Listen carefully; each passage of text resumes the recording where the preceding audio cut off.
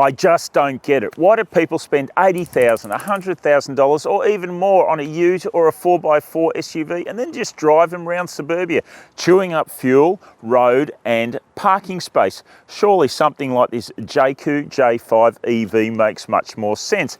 It's zero emissions, it's affordable, it's small, yet still capable of carrying you and your kids and some groceries. Wouldn't that make more sense? Well, to tell you the truth, what we're going to do is we're going to test it in its urban environment, where it hangs out best, and we're going to find out if you should be trading in your Prado or Ranger for a Jaecoo J5. Hang on, it's going to be an interesting test.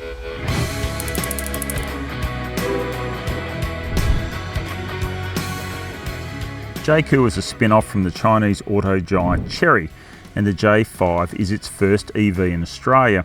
It's a compact 5-door, 5-seat front-wheel drive SUV, and it drops into a fiercely competitive part of the market, fighting the likes of the BYD Atto 2, the Leapmotor B10, the MG S5 and the new GWM Aura 5. One of the big advantages of the J5 is its $36,990 drive-away pricing, which amongst its competitive set, only entry-level BYD Atto 2 can match at $31,990 plus on-road costs. Now you might think the J5 for that sort of money is a bit of a pauper pack, but it's not. Dual zone climate control, an 8-speaker sound system, powered, heated, ventilated seats. Sorry, I'm trying to remember all these things. There's so many of them. And also, it's got synthetic leather seat trim, which someone in Germany, who's apparently an authority on this stuff, says it's dog friendly. So, must be true. The pricing is backed up by a long 8-year vehicle and battery warranty, neither of which have kilometre limits. There is also 8 years worth of roadside assist and a very affordable 8-year cap price servicing program. At a glance, the Jaecoo J5 has a bit of Range Rover about it, but study it a bit longer and it's really just a simple rectangular box on wheels. And that's fine considering the urban hauling job it's designed for. You do get some good exterior gear led by a sunroof and a power tailgate. There are also roof rails, LED headlights with high beam control and alloy wheels. All right, powertrain. Let's not have a look. Look, I can tell you, there is a powertrain under there, I assure you. I checked by this little thing before. It's orthodox what you get set up under here. There's a e-motor, front wheel drive, driving the front wheels via a single speed reduction gear, all very orthodox. And feeding it is a 58.9 kilowatt hour LFP battery, which again is about the right size for the segment. This type of battery chemistry has no problem being fast charged to 100%, unlike more efficient and expensive NMC, so it's a swings and roundabouts thing. The fast charger rate is only 130 kilowatts, but it's not a huge battery. Once you're on the road, the consumption claim is a very impressive 13.9 kilowatt hours per 100 kilometres, and that equates to a claimed 402 kilometre range. That's in the ballpark for these small electric SUVs, neither the best or the worst. The J5 again belies its cut pricing when you settle into the driver's seat. It just looks and feels better in here than what you might expect. Two-tone trim is well executed and coordinated. Trim quality is pretty good. I mean, this synthetic leather's fine. Overall, the presentation is a bit minimalist. It's very straightforward. There's no surprises or anything like that, but it's just basically well done. With its power adjustable driver's seat, which is also nice and large in size, a reach and rake adjustable steering wheel and a nice big left footrest, you are going to get somewhere near a comfortable driving position in this car. The only thing I'd raise just from a personal point of view, for me, I don't think the steering wheel drops down quite far enough. Look, that's personal, it may not apply to you. As much as I like a lot of what's going on in here, the lack of physical buttons for things like air conditioning and audio control are a disappointment. You have to adjust both through either touch screen, or you can use voice control, or, you know, for the volume, you can access it through the steering wheel spokes. But really, what's wrong with just having a couple of dials and things like that to operate? So much easier. All right, let's talk about storage. And as is the common way these days, the gear selector is now up on the steering column rather than sitting down here in the center console. Now that's great for creating space down here. But in this particular case, I would love it if Jaecoo did a better job of differentiating the gear selector stalk from the indicator stalk, because it's no fun rolling around the corner in neutral with no blinker going because you've operated the gear shifter to indicate left rather than actually use the indicator stalk, if you follow what I'm saying there. Would anyone actually understand that? Anyway, on we go. Lots of storage. Narrow but deep lidded bins. Spring-loaded cup holders. Dual smartphone pads here. This one's the charger. Another bin back here behind the infotainment touchscreen, and a big bin down here with the USBs on the correct side for the driver. Love that. Now, big door bins, and this glove box, not only is it sizable, it's well damped. Good stuff. The price of the J5 has to make impact somewhere, and it does in the infotainment because there's no embedded navigation. Now, for a lot of people, wired and wireless Apple CarPlay and Android Auto's going to suffice. And hey, you do get karaoke, so I guess that's a win. Now, the other thing about this car that's really noticeable is voice assistant, which is really well tuned for my Aussie dialect, my strine. I can ask it to do quite a bunch of different things and it will respond. So that's a sign of really good local tuning. Open the driver's window. Okay. Open the sun blind. Okay. Turn on AM 774. Radio. Opening the radio for you now. Israel will hold off on any further attacks on Iran's gas fields. The digital instrument panel is small and it's stuffed full of indecipherable information I'm not sure I even want to know about. Look, for an old bugger like me with fading eyesight, it's a real pain. And I'm afraid it's a common issue with Chinese cars. Their instrument panels are just too small. The J5's camera system resolution is startlingly good and very thorough. It is better than much more expensive cars. Sure, the lack of physical buttons in the J5 is a pain, but at least some of the safety systems are switchable via a drop-down, quite easily accessible menu, and there's not an endless repetition of bing-bongs and ding-dongs needing to be switched off. Kia and Hyundai, take note. For the money, there's a comprehensive amount of driver assistance, although the AEB did clamp on the brakes on the freeway one day for no good reason. Thankfully, it only happened once. Right, into the back seat, and it's accessed by a nice wide opening door, but once you get in here, it's not that generous in terms of space. I'm 180 centimetres, I've got the driver's seat set up for me, and you can see my knees are actually touching the seat. Toe room's good, headroom's good, even with the big sunroof, but overall, just not feeling the love I was in the front seat.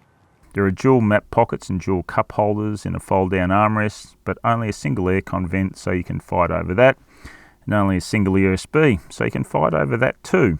All right, let's talk about the boot, and it's accessed by a power tailgate, so pretty good value for money feature that in a $37,000 car. Now look, the boot is not overwhelmed with features, but it does have a couple of storage bins, some lights and some hooks. Space-wise, it's 384 litres to the back of the seat, top of the seat back, 480 litres to the roof. So for the segment, competitive. Commendably, a frunk adds more storage up front. But search as hard as you like back here, and one thing you won't find in the J5 is a spare tyre, which is disappointing and a bit puzzling because Chery made a big song and dance when it launched the E5, a direct rival for the J5, with a full-size spare tyre. Under the skin, they're basically the same car. So what gives, guys? Look, it's fair to say that since Chery arrived back in Australia a few years ago, the various models it's presented haven't overwhelmed us with their driving cohesion. But the graph's been going in the right direction. They have been getting better. Well, this J5 is the newest model from the Chery stable to arrive in the country. So does that mean it's going to be the best driving? Let's go and find out.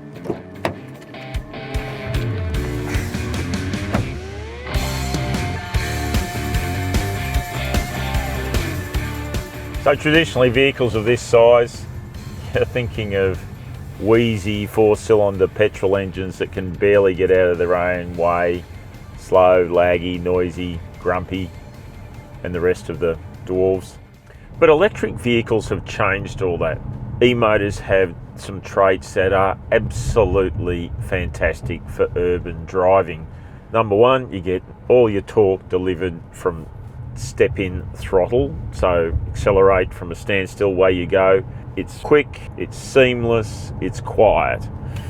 It's perfect for the cut and thrust of city and suburban traffic. Got to duck through an intersection quickly, beat some traffic. E-motor does it brilliantly. Same with a roundabout or something like that.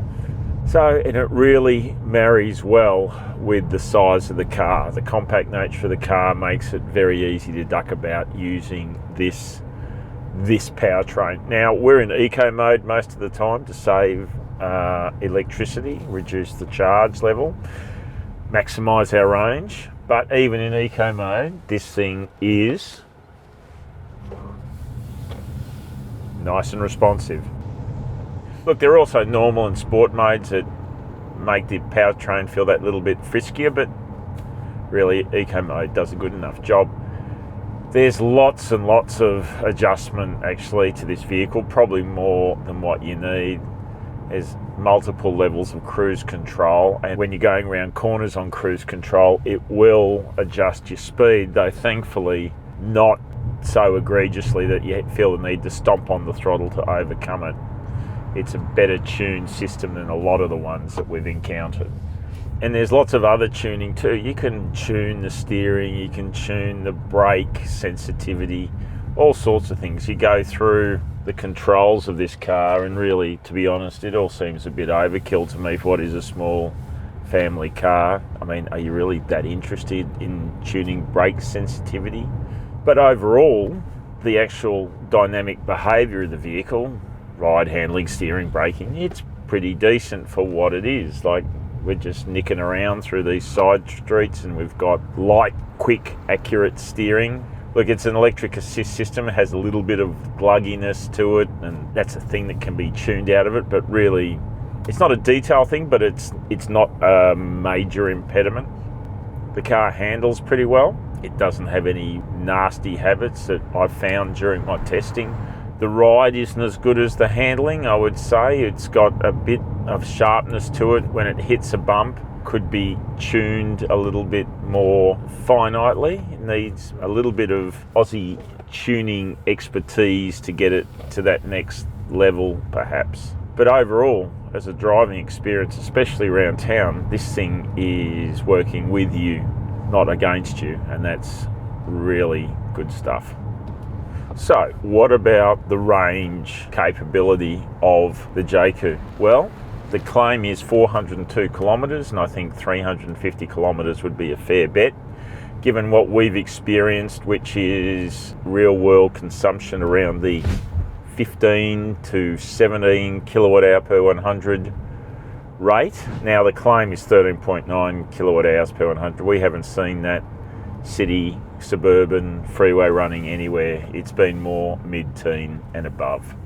So, not a superstar drive by any means, but also not a dribbling mess. The Jaecoo J5 slots into its intended family commuter role by being inoffensive and pliable, just what you want. It's also well priced, well equipped, has a well presented interior with good space for its footprint, mostly inoffensive driving, and perhaps best of all these days, no fuel bill. Sure, there are other things that are less clear, like how little we know about Jaecoo's long-term durability, after-sale support and resale value. And being an EV, there's no point buying one if you can't sort your charging access out. But out in the brick veneer suburban sea, where so many of us spend so much time in our driving duties, commuting and running our families about, shopping, what have you, lots and lots of short runs, the Jaecoo J5 just makes so much sense. Certainly much more sense than using a Ranger or a Prado or some other ute or 4x4 in that role. The J5 doesn't pretend to be a tower or an off-roader, and 4x4 SUVs and utes shouldn't pretend to be commuters. Thanks for watching. Don't forget to like and subscribe, and please tell us what you think of this video in the comments below.